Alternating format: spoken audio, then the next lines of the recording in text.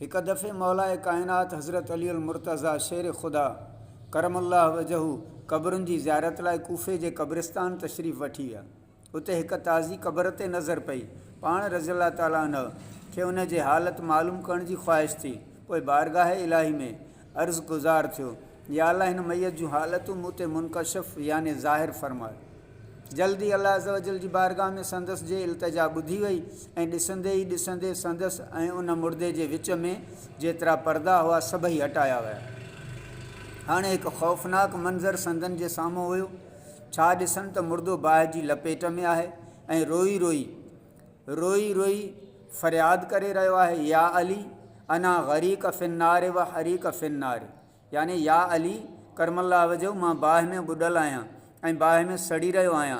क़ब्र जी दहशतनाक मंज़र ऐं मुर्दे जी रड़ ऐं पुकार ऐं दर्दनाक फ़रियाद हैदर करार रज़ियल्लाहु ताला अन्हु खे बेक़रार करे छॾियो।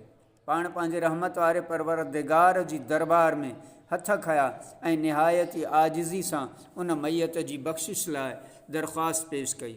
ग़ैब मां आवाज़ आयो, ऐ अली, अव्हां हिन जे सिफ़ारिश ई न फ़रमायो, छो त रोज़े रखण जे बावजूदि हीउ शख़्स रमज़ान मुबारक जी बेहुरमती कंदो हुयो।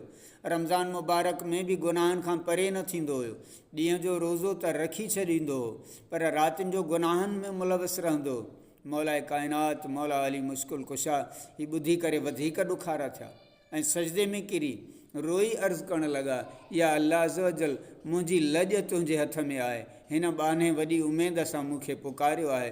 मुंहिंजा मालिक अज़्ज़ वजल, तूं मूंखे हिन जे आॾो रुसवा न फ़रमाए, हिन जी बेवसी ते रहम फ़रमाए ऐं हिन वेचारे जी बख़्शिश फ़रमाए। हज़रत अली करमल्लाह वजहू रोई रोई मनाजात करे रहिया हुआ। अल्लाह अज़्ज़ वजल जी रहमत जो दरिया जोश में अची वियो ऐं निदा आई, ऐं अली करमल्लाह वजहू, असां तुंहिंजी शिकस्ता दिलीअ जे सबबु हिन खे बख़्शे छॾियो। अहिड़ी तरह उन मुर्दे तां अज़ाब ख़तमु कयो आहे। क्यों न मुश्किल कुशा कहूँ तुमको, तुमने बिगड़ी मेरी बनाई है। सुभान अल्लाह।